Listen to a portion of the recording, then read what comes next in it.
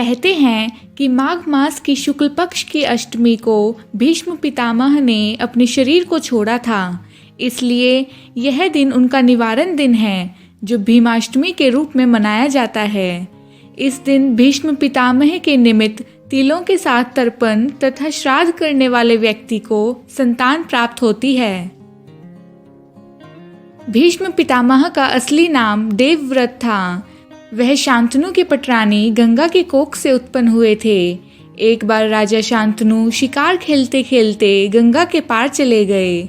लौटते समय नाव पर उनकी भेंट हरिदास केवट की पुत्री मत्स्यगंधा से होती है। वे उसके रूप लावण्य पर मुग्ध हो जाते हैं। राजा शांतनु हरिदास से उसका अपने लिए हाथ मांगते हैं, परंतु वह राजा के प्रस्ताव को ठुकरा देता है कि महाराज, आपका ज्येष्ठ पुत्र देवव्रत है जो राज्य का उत्तराधिकारी है।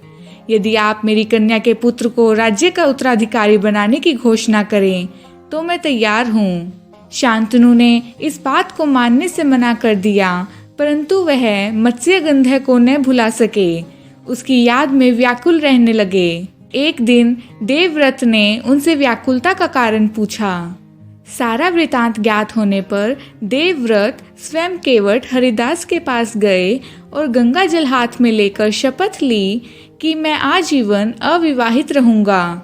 इस कठिन प्रतिज्ञा के कारण उनका नाम भीष्म पड़ा। राजा शांतनु ने देवव्रत से प्रसन्न होकर उसे इच्छित मृत्यु का वरदान दिया।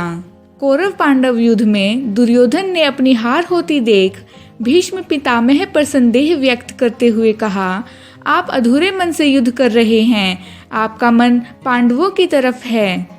भीष्म यह सुनकर बड़े दुखी हुए तथा आज ज्यों हरिहीन ने शस्त्र गहाऊं ऐसी प्रतिज्ञा की। तत्पश्चात घमासान युद्ध हुआ। भगवान श्री कृष्ण को भीष्म प्रतिज्ञा की रक्षा के लिए सुदर्शन चक्र को हाथ में उठाना पड़ा।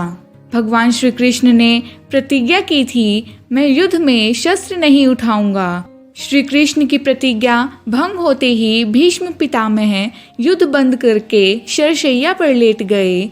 महाभारत के युद्ध की समाप्ति पर जब सूर्य दक्षिणायन से उत्तरायण हुए, तब भीष्म पितामह ने अपना शरीर त्याग दिया। इसलिए माघ शुक्ल अष्टमी उनकी पावन स्मृति में उत्सव के रूप में मनाते हैं।